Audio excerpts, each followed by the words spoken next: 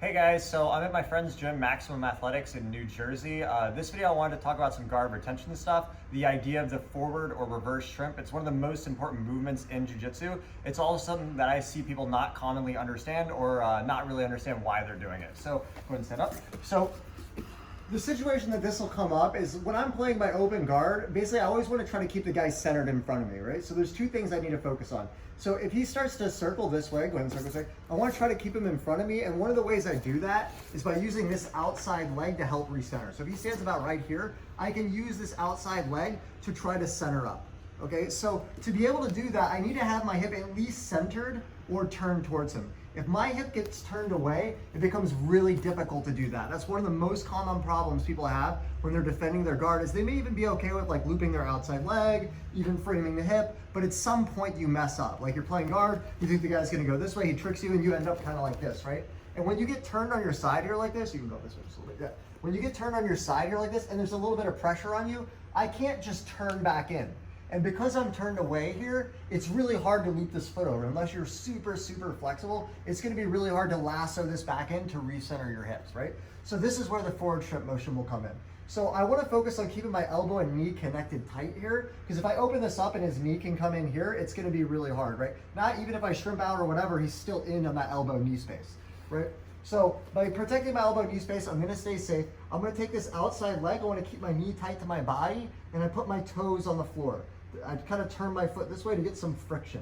From here, I'm gonna pull myself out and go back to center or even turn back in to face him. So it'll look like this here.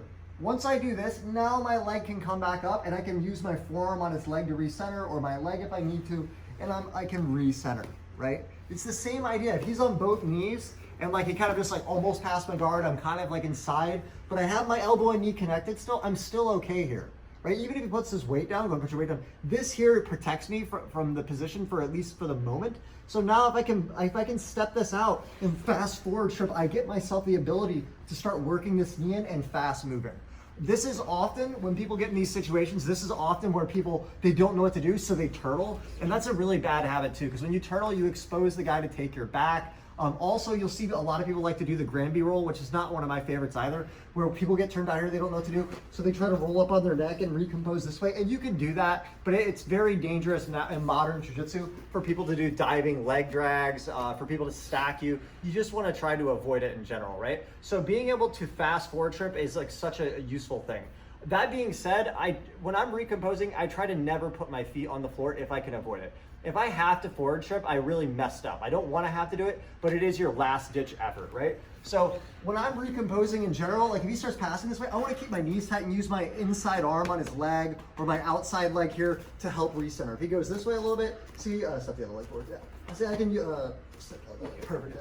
I could use like this hand here to help recenter. If he steps out this way, I can use this hand to help recenter, right? If I could use my outside leg to help recenter. But once you get out of position, this is really your last ditch effort, right? So one more time without someone there, like this, look, I always keep this tight. I often see people doing the forward shrimp at the gym and they're practicing it with their leg down and it looks like this, right? Which is like people are doing the drills, they're not thinking about it, but in reality in a match, I have to protect this space because the guy's gonna be on this side.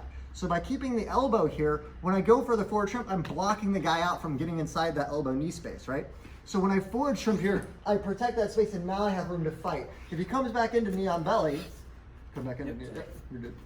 Right? So if I'm here like this and this is open, even if I forward shrimp, if he keeps this pressure here, see, he's gonna stay in on knee on belly and I'm not getting anything, right?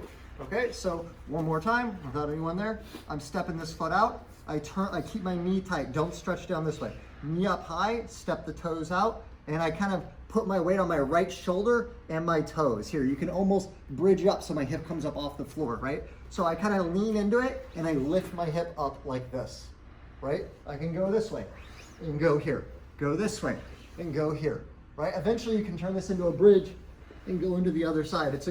There's not many drills you can do by yourself that are useful, but really if you're not good at this movement, it's one of the most important ones in jiu-jitsu. Okay, so one more thought to clarify, just the distinction between a regular shrimp and a forward shrimp is that a regular shrimp, generally you start flat and you go to your side. So I would start flat like this, I put my outside leg down, I go flat to the side.